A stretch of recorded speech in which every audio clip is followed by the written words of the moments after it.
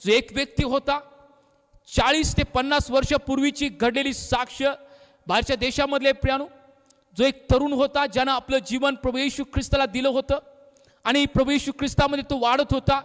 परंतु काही दिवस गेल्यानंतर एका गव्हर्नमेंटनं त्याला पकडलं आणि जेव्हा गव्हर्नमेंटनं त्याला पकडलं, त्याला जेलमध्ये टाकलं आणि त्याला सांगितलं की तू येशू ख्रिस्ताचं नाव घ्यायचं नाहीस. या भूतलावरती कुठला देव अस्तित्वात नाही आहे. आपणच आपल्या भविष्याचे, आपल्या जीवनाचे आपण मालक आहोत आणि कुठलाही देव या भूतलावरती अस्तित्वात नाही आहे. त्या तरुणाला दररोज आणि दररोज ब्रेन वॉश करायला सुरुवात केली. हा तरुण कोण होता? जो तरुण दुसऱ्या सेवकाचं ट्रान्सलेशन करणारा व्यक्ती होता. वेगवेगळ्या भाषांमध्ये तो ट्रान्सलेट करणारा व्यक्ती होता. असा व्यक्ती नित्य आणि सातत्यानं परमेश्वराची सेवा कार्य करणारा तरुण हा होता. दररोज प्रार्थनेमध्ये आपलं जीवन व्यतीत करणारा व्यक्ती होता. परंतु जेव्हा त्याला जेलमध्ये टाकलं, त्याच्या जवळचं असलेलं पवित्र शास्त्र त्याच्यापासून काढून घेण्यात आलं. त्याच्यानंतर प्रियानो दररोज त्याचा ब्रेन वॉश करण्यात आलं. दररोज त्याला मारहाण करण्यात आली. दररोज त्याला त्रास द्यायला सुरुवात केली की येशू ख्रिस्त या भूतलावरती नाही आहे, तो देव नाही आहे आणि त्याला तू नाकार म्हणून दररोज त्याला त्रास द्यायला सुरुवात केली. कितीतर महिने आणि कितीतर वर्ष त्या जेलमध्ये त्या तरुणाने आपले व्यतीत केले. अपेक्षेमध्ये, उपासमारीमध्ये, फटक्यांमध्ये, त्रासांमध्ये आपले जीवन त्याने व्यतीत केलं. शेवटी तो कंटाळा, त्याचे एक दिवस मनस्थिती अशा रीतीने तयार झाली, त्यानं कबूल केलं की खरोखर या भूतलावरती देव नाही आहे. कोण व्यक्ती? जो ट्रान्सलेशन करणारा व्यक्ती, सेवा कार्य करणारा व्यक्ती, एक तरुण. एका वेळी तो आला, एक वेळ त्याच्या जीवनामध्ये आली की त्यानं येशू ख्रिस्ताला नाकारायला सुरुवात केली. तिथल्या जेलरा त्यानं बोलवलं आणि म्हटलं की होय, येशू ख्रिस्ताला नाकारतो, मला या भूतलावरती कुठला देव नाही आहे. माझ्या हृदयात ती पक्की गोष्ट तयार झालेला आहे. त्याला त्या जेलमधून बाहेर काढण्यात आलं.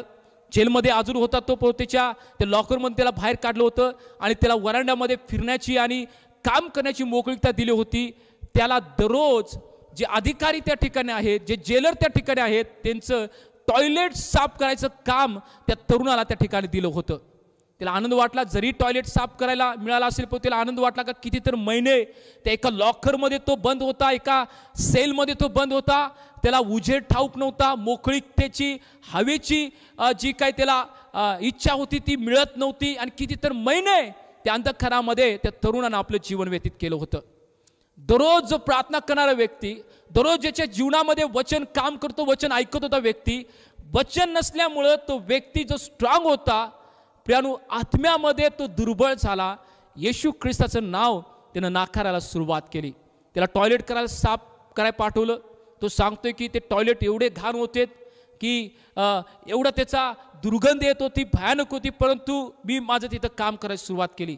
आणि जेव्हा त्याने टॉयलेट साफ केलं, कितीतर बारड्या त्या ठिकाणी पाण्याच्या मारल्या, कितीतर साफसफाई करायला त्याने सुरुवात केली. आणि अशा परिस्थितीत करत असताना त्याला एका डस्टबिनमध्ये काही पेपर्स त्याला सापडलेत. डस्टबिनमध्ये काही पेपर सापडलेत. त्याने म्हटलं कसले पेपर आहे? ते पेपर त्याने घेतला. पेपर घेतल्यानंतर तो त्यानं साफ केला, कारण त्याला त्या पेपरला घाण लागली होती. त्यानं तो पेपर साफ केला प्रियानो, आणि पेपर साफ केल्यानंतर आपल्या खिशामध्ये तो ठेवला. आणि जेव्हा त्याचं काम त्यानं संपवलं आणि त्यावेळी परत त्याच्या जेलमध्ये किंवा त्याच्या सेलमध्ये त्याला पाठवण्यात आलं, तिथे तो गेला. गेल्यानंतर तो पेपर कसला आहे, कारण इंग्लिश पेपर तो होता, इंग्लिश पान ते होतं, त्याच्यावरती इंग्लिश अक्षर लिहिले होते. त्यानं जेव्हा ते घेतलं, जेव्हा त्यानं साफ केलं, जेव्हा वाचायला सुरुवात केली, तर त्या ठिकाणी प्रियानो ते नवीन कराराचं एक पान होतं, पवित्र शास्त्राचं एक पान होतं, ज्याच्यामध्ये पौल म्हणतात की देवाच्या प्रीतीपासून मरण, तलवार, विपत्ती, छळवणूक, उपासमार, नग्नता मला विभक्त करू शकत नाही. उंची, खोली, देवदूत कोणी असेल, सैतान, परमेश्वराच्या प्रीतीपासून मला विभक्त करू शकत नाही. ही वचनं त्या बायबलमध्ये त्या पानावरती ठेवली होती प्रियानो. जेव्हा त्यानं वाचलं, देवाचं वचन त्याच्या जीवनामध्ये काम करायला सुरुवात केली. जेव्हा ते वचन त्यानं वाचायला सुरुवात केली, परमेश्वर पुन्हा एक वार त्याच्याशी बोलायला लागला. त्याच ठिकाणी त्या पहिल्या दिवसामध्ये त्या ठिकाणी त्याने गुडघे टेकलेत. ज्या तासांपूर्वी त्याने येशू ख्रिस्ताचं नाव नाकारलं होतं, परमेश्वर पुन्हा एक वार वचनाशी बोलला. त्याने त्या ठिकाणी पश्चाताप केला की नाही, मी येशूचं नाव नाकारणार नाही. प्रभू मला क्षमा कर, मी तुझं नाव नाकारलं आणि विपत्ती, छळवणूक, उपासमार, नग्नता कोणत्याही गोष्टी तुझ्या प्रीतीपासून मला विभक्त करू शकत नाहीत. त्याने पश्चाताप करून पुन्हा एक वार आपलं जीवन समर्पण केलं प्रियानो. दररोज तो व्यक्ती उठायचा, त्याला ते टॉयलेट साफ करायला लागायचं. दररोज एक एक दिवस त्या टॉयलेटमधले एक एक पेपर त्या डस्टबिनमधले ते घेऊन यायचा. कारण ती लोक पेपरचा वापर करत होते आणि त्या जो जेलर होता त्या जेलरला नवा करार दिला होता. तर तो नवा करारची पानं चुकीच्या कार्यासाठी तो जेलर त्या ठिकाणी वापरत होता प्रियानो. आणि ती पानं तो साफ करून तो तरुण दररोज आणि दररोज एक पेज वाचत होता आणि आपलं जीवन टोटल त्याने समर्पण केलं. जे वचनाची पोकळीकता त्याच्या जीवनामध्ये गेली होती, परमेश्वर पुन्हा एक वार भरून काढली आणि स्ट्रॉंगली ते उभा राहिला. तो म्हटला, मारा, मला ठार मारलं तर चालेल, पण येशू ख्रिस्ताला मी सोडणार नाही प्रियानो.